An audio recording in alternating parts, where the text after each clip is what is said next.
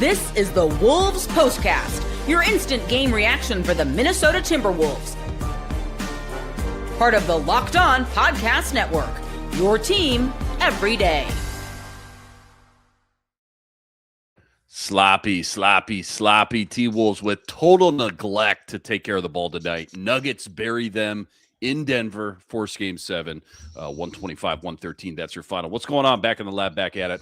Another T-Wolves postcast, all part of the Locked On Podcast Network. Thanks for making us the #1 sports podcast network. That's Jack Borman. Give him a follow on X at JRBorman13. Wolves expert, NBA expert, Luke Inman at Luke_Spinman. Also, go follow our guy Ben Beacon, too, host of the Locked On T-Wolves show. He's got your 30-minute daily dose breaking down everything Wolves related. Lots to get into from this one here, Jack. Biggest second guess I got.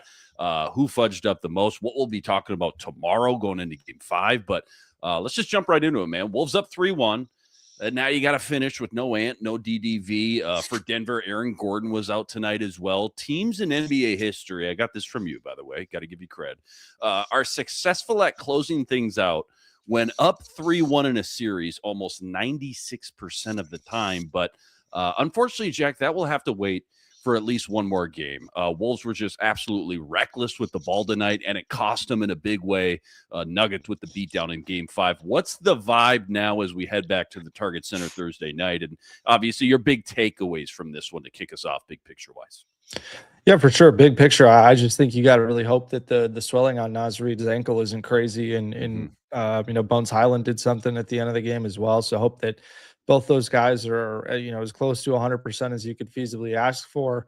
I think you just got to give the Nuggets credit. They played extremely hard. And, the Spencer Jones LinkedIn post about stepping up in a huge spot with 20 points and 6 stocks is going to be a banger. And he earned it because he was absolutely fantastic for the Nuggets tonight, as well as Cam Johnson, who's kind of become the Cam Johnson that, we've been waiting for, and certainly the one that the Nuggets thought they traded for in that Michael Porter Jr. trade, last summer. So I think for the Wolves, the word of the game is just careless, right? I think so many head scratching turnovers. They had 25 turnovers for 35 Denver Nuggets points, which is pretty remarkable in terms of just how bad that is. For the Wolves, you want to look at just in terms of their overall turnover numbers, the most amount of turnovers that they had in a game this season was probably pretty close to that.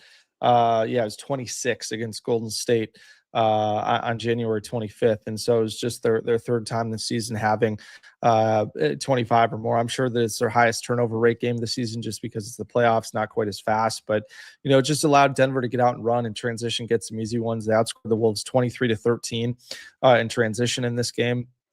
And it wasn't like the Wolves weren't forcing turnovers of their own. They forced 16 turnovers for 21 points of their own. But for the Wolves, 25 turnovers, that's more than they had in games 3 and 4 combined. And so many of them were just careless, head-scratching turnovers, right? You're talking about not catching the ball, throwing rainbows in the backcourt. I think the Wolves had 3 or 4 turnovers in the backcourt tonight. They lost control of the ball on the drive without a Nuggets player poking at it several times, and Nuggets players did strip them a few times. But I just thought that the Wolves didn't move the ball from side to side quick enough to create driving lanes. They started to in the fourth quarter, but they didn't do it in the first 3 quarters. And then off-ball defense also adding to the carelessness of this game. They fell asleep time and time again when Jokic had the ball in his hands. You just can't do that. Something they didn't do at all really in the first 4 games of this series. And I thought that was a downstream of doubling Jokic more often. I don't really know why that happened more. I thought the Wolves just got too aggressive in places where they've been really disciplined for the most part in this series. And I thought Bones Highland too. I've really liked what Bones has given the Wolves this year, but I thought defensively he was really poor in this game. He struggled to get over screens, had some really bad communication on switches, especially when they had those wedge screens to get guys like Tim Hardaway Jr. going to the basket. Jokic really picked on him in the 2-man game. And then, just another example of a play, right? The Wolves are kind of getting back in the game, have some momentum. He starts clapping because he just scored on the other end. And then, just picks up a dumb foul while the Nuggets are in the bonus, accidentally swiping Tyus Jones across the face right after that. And I think that's what's been driving Chris Finch up the wall, is those types of, one step forward, one step back types of situations with Bones on the defensive end of the floor. And he was one of a lot of Timberwolves players that just did not get back in transition the way that they needed to. And the Nuggets did an excellent job of running off of stops, and again, just part of how much harder they played than the Timberwolves in this game. They made the Wolves defense work in a way that I don't think the Wolves did on the other end of the floor, and the Wolves really struggled to navigate screens. Like I said, the Nuggets had a ton of them. That was a focus for David Edelman coming into this game, on and off the ball. Made Jaden McDaniels, Ayo Dosunmu, Mike Conley, guys have to travel over staggered screens, and that's really hard to do when one of them is Nikola Jokic. And again, I thought just with Jokic, he cared way more defensively in this game. It looked like he played a lot. You could tell. Only 4 shots at the rim for the Wolves in the first half, which was, obviously a huge improvement from the layup line they ran at Target Center. He didn't pop as much in this game. Jokic took 4 threes. The only one he made was that crazy one at the end of the first half. But I thought, again, the Nuggets did a really good job screening for Jokic to force switches, especially in those Nas plus Rudy minutes. Did a really good job of taking advantage of switches there as well and profiting. So I think for the Wolves, it's just going to be about discipline, right? You can't be as careless with the ball offensively, can't fall asleep defensively, and got to fight as hard as you can to, prevent Denver from getting the matchups that they want to be able to attack with Jokic and Murray. Yeah, well said there. A lot of good points. I want to get into the biggest second guess we got from tonight. Since hindsight is always 20/20, let's deliver today's second guess. All right, Jack, you're the expert here, but I got to tell you, with no Ant, no DDV, I was really hoping to see our guy Terrence Shannon Jr. be much more of a factor in this one. 14 minutes, 15 points, but still, even that felt like there was a lot of meat left on the bone for him tonight. Love your thoughts on that, and anything else obvious or kind of glaring jumping out at you with our biggest second guess. Yeah, I think for me, the biggest second guess tonight was just TJ Shannon's usage, right? I think coming into this game, that was a point where, you theoretically think about, this Timberwolves bench in a way where, guys that could play more minutes without Dante, without Anthony Edwards. You think about all 3 of those guys, and TJ, Bones, Nas, all of those guys, you would not be surprised if they went for 20 or 25 points in a game where, they're coming off the bench in a scaled up role. And I think TJ is the one that definitely has the most scoring pop and potential, just given what we've seen from him in limited showings, down the stretch of the regular season and into the playoffs. And we saw what he could do last year against OKC too, right? So I think for me, if you're going to play TJ, you can't just stick him in the corner. And if he's just going to stick in the corner, then give those minutes to somebody else. But my take is that they should be giving the minutes to TJ, but instead of sticking him in the corner like they did in the first quarter, during his third quarter minutes, Kyle Anderson made a great point to get him out of the corner, with those dribble handoffs, get him more engaged in the middle of the floor. Guys found him in transition where he was able to kind of get into it at the top of the key and attack from there, and was much better. I mean, he scored 5 points in 4 minutes. Then in the fourth quarter, they pretty much give him the ball at the end of the game, still going against the Nuggets main guys. He has 8 points in 3 minutes, ends up with 15 points as the Wolves, third highest leading scorer in this game. And I think that, sure, some of those came in quote unquote garbage time, but I think it just goes to show the potential that he has to impact things on the offensive end of the floor, especially when you're looking for that type of offensive creation, right? And the problem for the Wolves is that Dante and Ant are their 2 highest volume 3-point shooters, also their 2 best 3-point shooters.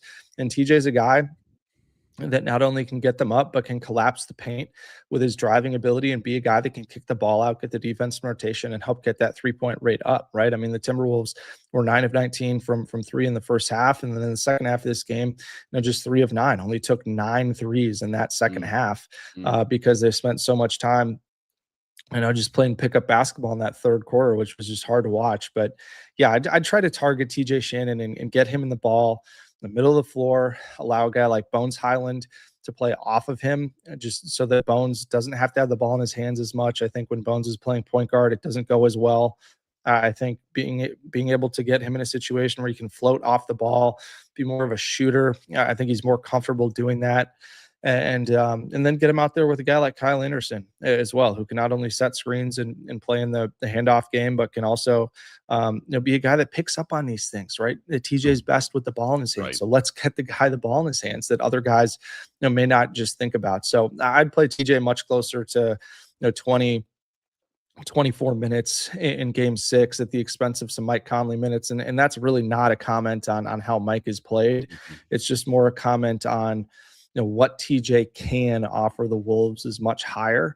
And I think without Ant, without Dante, you need to take more of an upside swing, especially going into a game at home. And I think that's something that we'll hopefully see in game 6. Well said. Plenty more deep dive. Who fudged up the most in this one, plus what we'll be talking about tomorrow. That's all coming up right after this.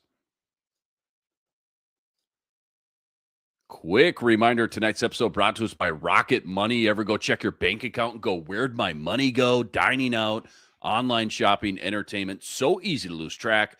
That's where Rocket Money comes in. It's not just another budgeting app. It's a complete financial command center. You can track all your accounts, your investments, your spending. It's all in one place. So you stop just managing your money and instead you start building some wealth. Take control of your finances with Rocket Money. Use the code LOCKEDONNBA at rocketmoney.com. You're getting 50% off your first year. That's rocketmoney.com. Code LOCKEDONNBA for half off your entire first year. This episode also brought to us by Prize Picks. Prize Picks, without a doubt, most fun I have playing daily fantasy. You can win up to 25 times your money this NBA playoffs, and why I love it. So easy to play. All you got to do, you select 2 or more players. You pick more or less on their projected stats. It could be points, rebounds, assists, three-pointers, you name it, they got it.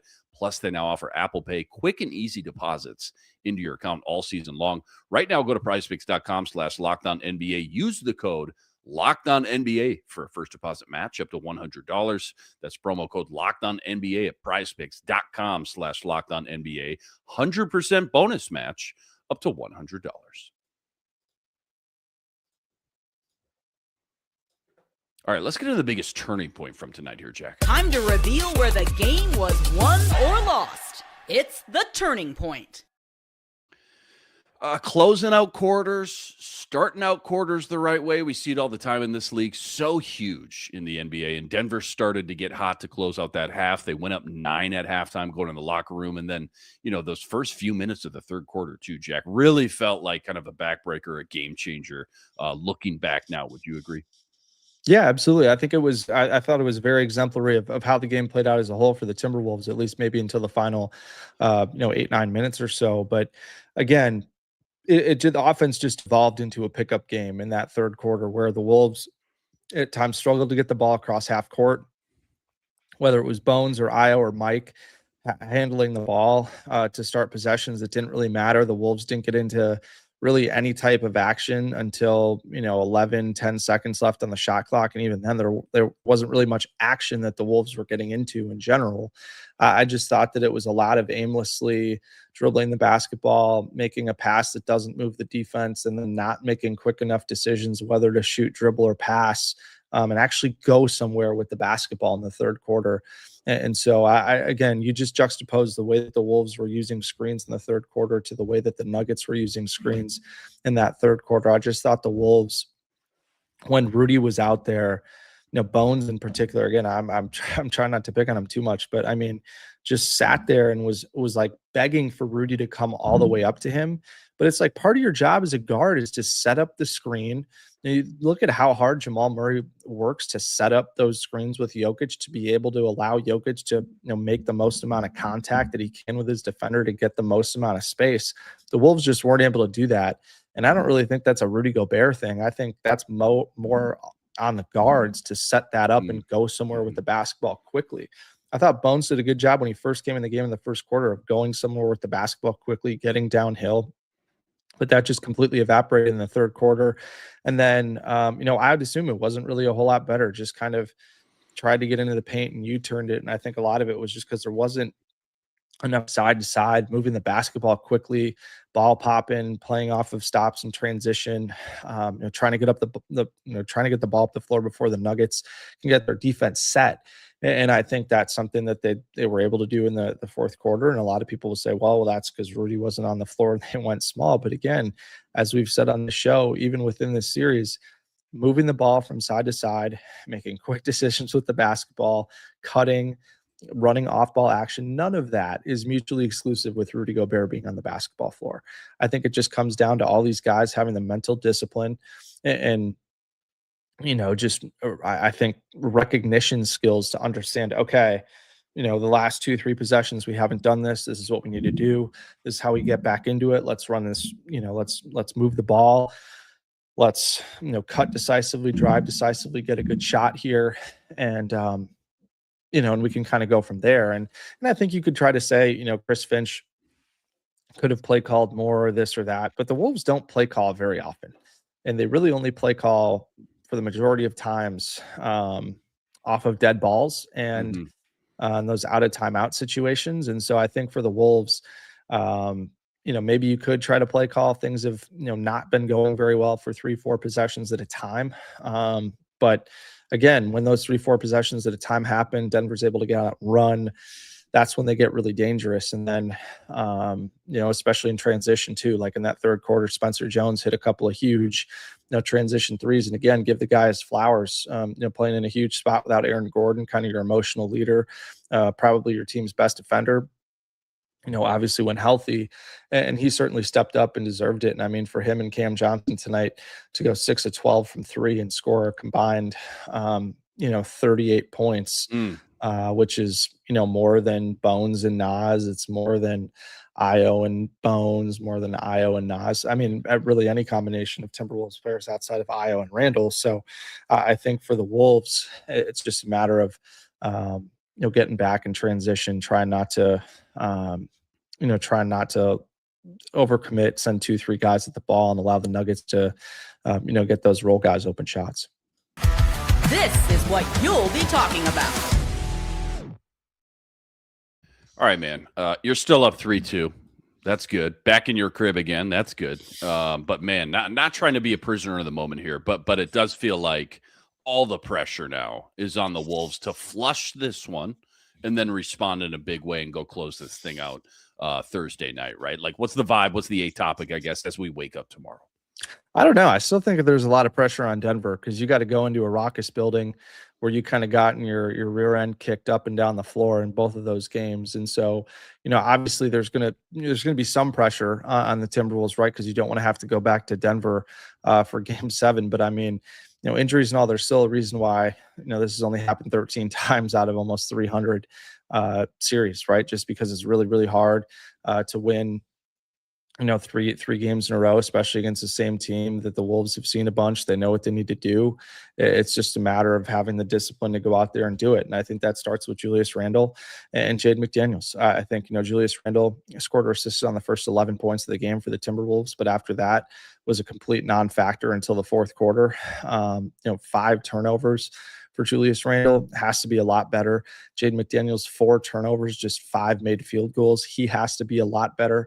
Offensively, I think Jaden getting into foul trouble too on 2 really ill-advised fouls on his part. He's got to understand how much the team needs him and be a better leader by example in that regard. And I think for those two, they just got to be in attack mode the whole game and play with that confidence and swagger. For Jaden that we've seen the first 4 games, and for Julius that we saw in the fourth quarter. And I think the Target Center crowd on Thursday night is going to be absolutely electric, but you also have to factor in Denver very well could get Aaron Gordon back for a game 6. You never know. I think with the travel and the 48-hour turnaround is tough for him, but this is a guy that basically played on one leg in game 7 against the Thunder last year. And he understands what's on the line for Denver in this series. So we'll see what happens. But again, I think in game 6 for me, I would start Kyle Anderson at the 1. I would almost completely take away the Mike Conley minutes. I thought the ball movement was pretty terrible almost in every situation when Kyle Anderson was not on the floor, at least until that fourth quarter. And I think, Denver trapped and blitzed a ton on Io and on Randall. And I think being able to have Kyle Anderson in the middle of the floor to play make and get guys open. I thought, especially in that first half, was excellent. And then in the third quarter as well, that was kind of when they started to find some signs of life offensively. Now, I don't think Chris Finch is going to do that, but that's personally what I would do, and then have kind of a completely different pace added to the game where you come out kind of with an all defense lineup to start the game, and then you just unleash hell offensively with Bones, with TJ, with Nas, knock on wood, if they're all able to go, and then you can keep some combination of Rudy, Slow-Mo, and Jaden on the floor for defensive help. So we'll see what happens, but I'm super excited to see not only how the Timberwolves responded home at Target Center, but also how the Nuggets respond. I mean, no can doubt. Cam Johnson and Spencer Jones keep it going? Because those guys were awesome in this game, and I think that's what makes the playoffs fun. Is there's just so much pressure on each individual guy that anything can happen, and that's the beauty of it. Nuggets fans should take the next couple days, enjoy getting their shots off, and take some get their lick back as they deserve it. But Game 6 is going to be a ton of fun, and we'll see what happens. Great stuff from Jack, per usual, on a tough night. Wolves implode in Denver. Careless turnovers sink them in Game 5. 125-113. That's your final. Much love to all you guys, though, all the everydayers out there that always make us your first listen, all you guys coming in the chat with us, staying up late, real late for this one. Like and subscribe if you haven't already. And go follow Jack, too, on X at JRBorman13. And make sure to go check out the Wolf Squad show. That's tomorrow. Jack, Sam Ekstrom, former Gopher Parker Fox as well. Can't wait to hear you guys break this one down even more so for a full 60 minutes. That's tomorrow afternoon. 2 days off, back at home at the Target Center Thursday night. Either 8 or 8:30 tip for that tip-off time, I believe, still pending. Appreciate all you guys, though. We'll catch you next time. Until then, signing out.